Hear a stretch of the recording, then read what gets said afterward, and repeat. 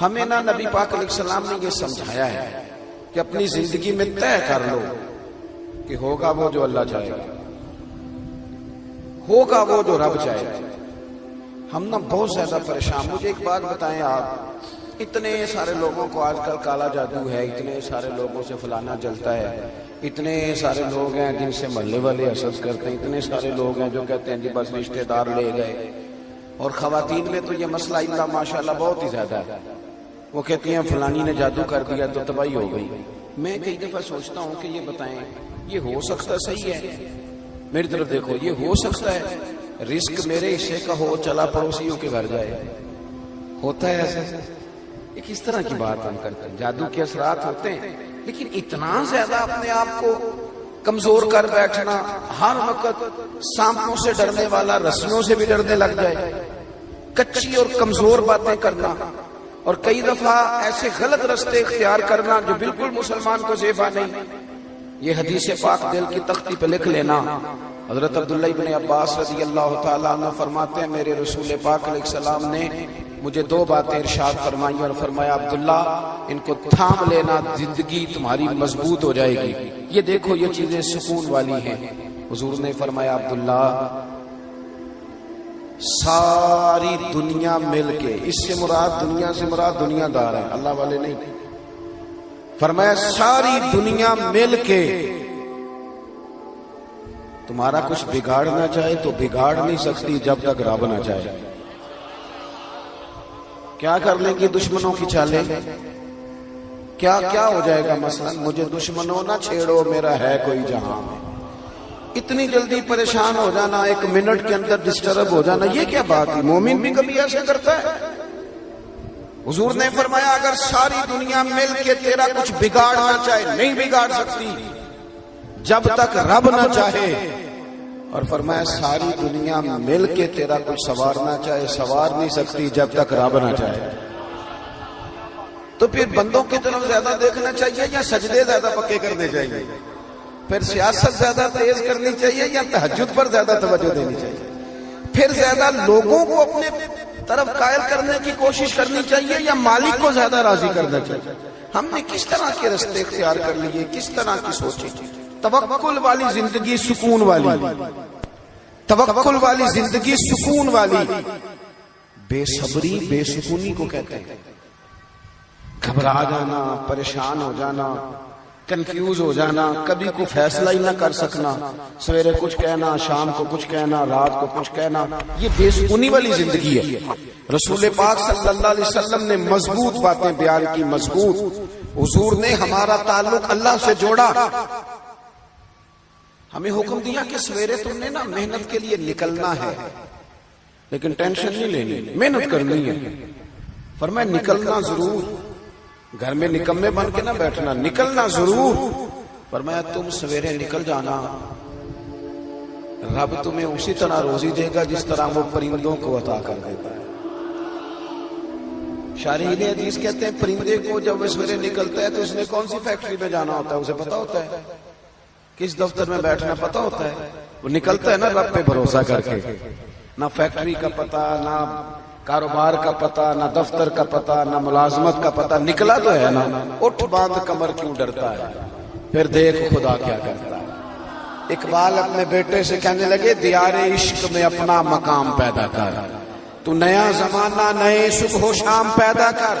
رویا نہ کر، تڑپا نہ کر، ادھار نہ پکڑا کر، امیروں کی طرف دیکھ کے منہ نہ تیرے میں پانی نہ آئے، بڑی گاڑیاں دیکھ کے للچایا نہ کر۔ اقبال کہنے لگے میرا طریق امیری نہیں فقیری ہے، خود ہی نہ بیچ غریبی میں نام پیدا کر، خود ہی نہ بیچ غریبی میں نام پیدا کر۔ اپنی زندگی اللہ سے جوڑے اور رب کا نام لے کے آپ میدانوں میں نکلے۔ اس سے بڑا بھی کوئی طاقتور ہوگا جس کا مددگار اللہ ہو، جس کے مددگار رسول پاک ہو، اس سے بڑا بھی کوئی طاقتور ہوگا۔ ہم کچی کمزور باتیں کرتے ہیں۔ مجھے ایک بابا جی ملے کچھ عرصہ پہلے، تو مزہ آ گیا ان کی بات کا۔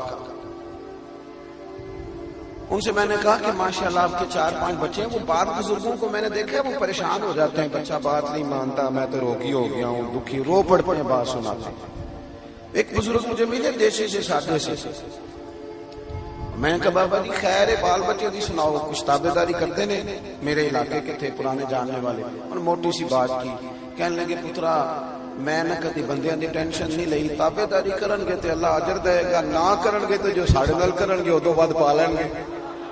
اتنا الجھنے کی کیا ضرورت ہے اتنا زیادہ پریشان ہو جانا وہ بعض خواتین ہیں وہ کہتی ہیں جی خامد نہیں سنتا تو میں نے کہا خامد کے ذمہ آپ کے حقوق ہیں آپ توجہ کریں لیکن اتنا زیادہ ڈیپینڈ نہیں آپ کو سب سے زیادہ توجہ رب رسول پہ کرنی ہے پڑوسیوں پہ رشتہ داروں پہ تعلق والوں پہ شاگردوں مریدوں پہ فلانے پہ نہ بھروسہ اللہ رسول کی ذات پہ یہ چیز آپ کو سکون دے گی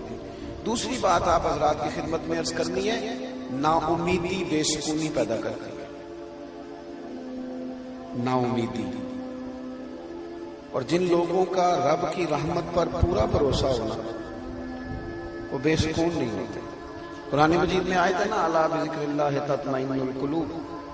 خبردار ہو جاؤ اللہ کی یاد میں دلوں کا سکون ہے تو حضرت صدر الافاضل رحمۃ اللہ علیہ صاحب تفسیر خزائن العرفان فرماتے ہیں اس کا معنی کیا ہے فرماتے ہیں اس کا معنی یہ ہے کہ ہر وقت اپنے رب کی رحمت کی یاد میں رہو ہر وقت یہ کچی باتیں کرنا وہ کہنا جناب اتنا عرصہ ہو گیا ہے کام ہی نہیں چلتا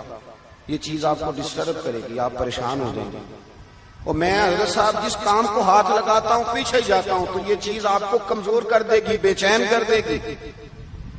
آپ یہ کہیں کہ میں محنت کرتا رہوں گا انشاءاللہ میرا رب مجھے کامیابیاں عطا فرمائے گا ہر وقت اگر کمزور باتیں ایک بندہ بیمار ہے وہ ہمارے یہاں کچھ لوگ تیمارداری بھی کرنے جاتے ہیں تو وہ ذرا ڈبل بیمار کر آتے ہیں